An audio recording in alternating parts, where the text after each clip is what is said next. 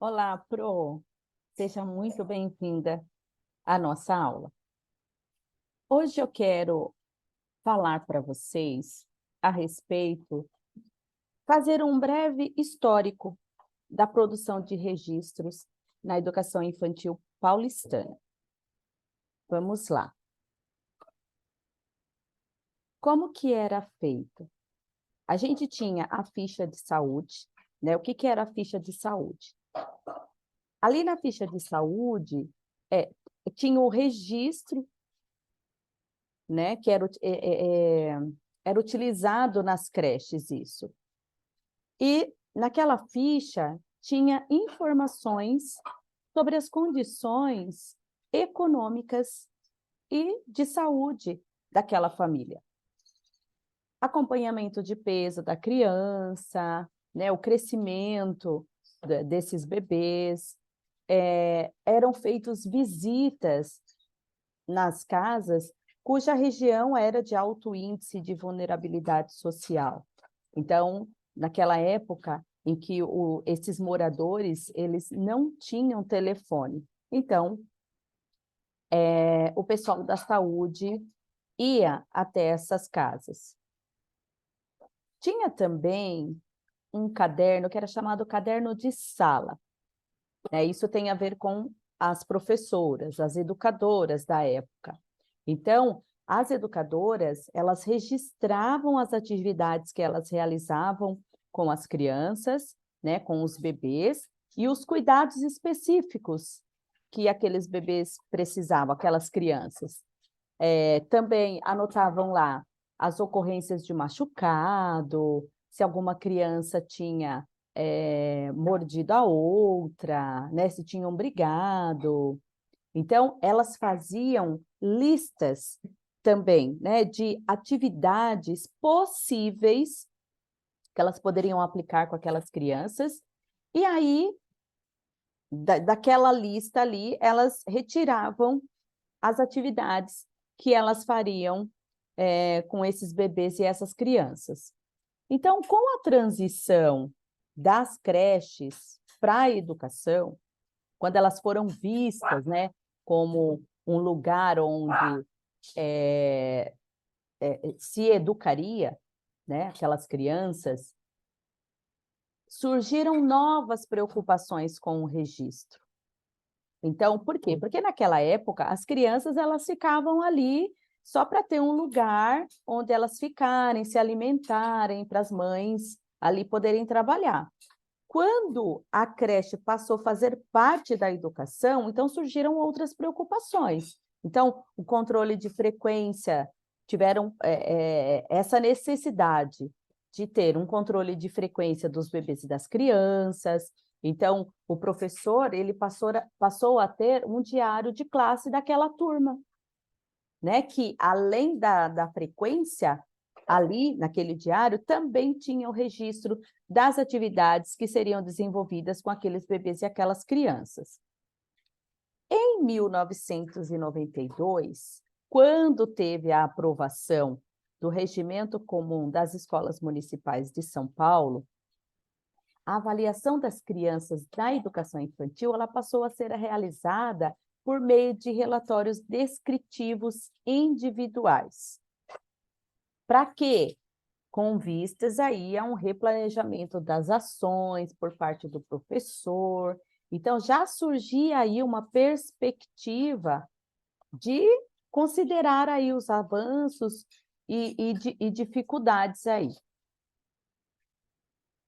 A avaliação do processo de ensino-aprendizagem, ela passou a ser entendida como um diagnóstico do desenvolvimento do educando na relação com a ação dos educadores, já com uma perspectiva de aprimorar esse processo educativo. O processo de avaliação, ele deveria, então, ser contínuo e ter como base a visão global desse aluno, que seria, então, aí subsidiado por observações e registros obtidos no decorrer do processo. Em âmbito federal, depois que teve a promulgação da LDB, que é a Lei de Diretrizes e Bases da Educação Nacional, que isso foi em 1996, teve também os referenciais curriculares nacionais para a educação infantil e as diretrizes curriculares nacionais para a educação infantil. Olha quanto documento aí voltado para a educação infantil. Então, a avaliação das crianças, ela vai passar a ser realizada por meio dos registros e da observação das professoras, enquanto aí um acompanhamento do processo de desenvolvimento da criança, e eles iam ter que incorporar isso nas publicações oficiais do município de São Paulo. Então, com todas essas leis voltadas para a educação infantil, ia se incorporar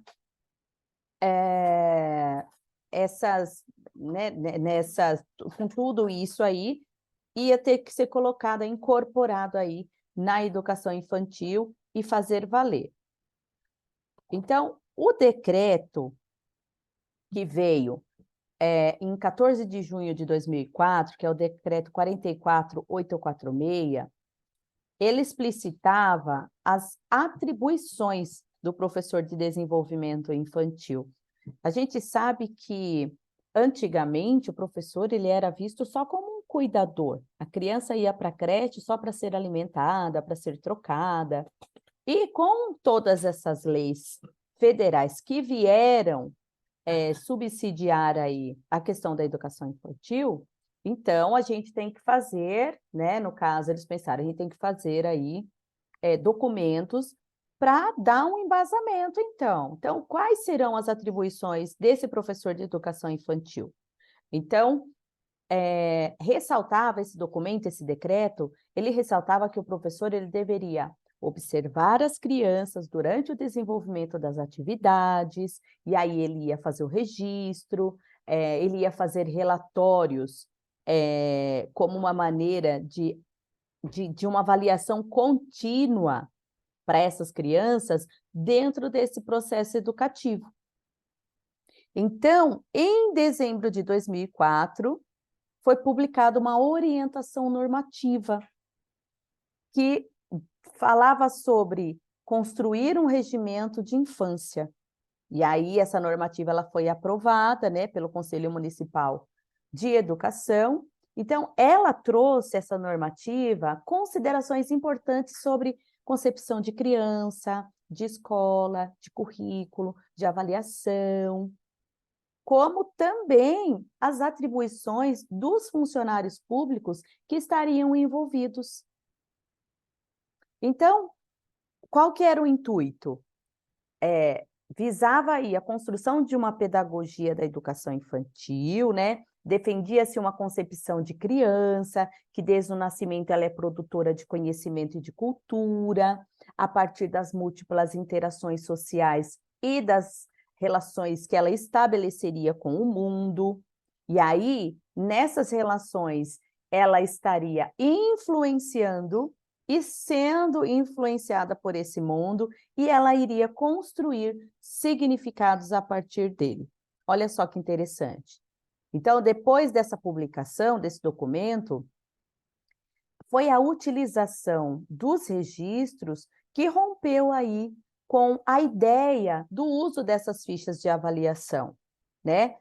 Porque o foco se encontrava na avaliação da criança só no final do processo, ou seja, não tinha um acompanhamento desde o início. Então, essas fichas de avaliação, elas só no final do processo é que seria feita ali a avaliação da criança.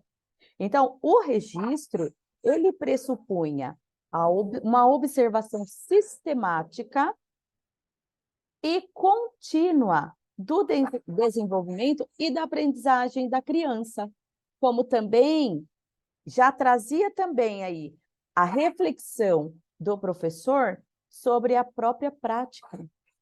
olha como as coisas foram avançando.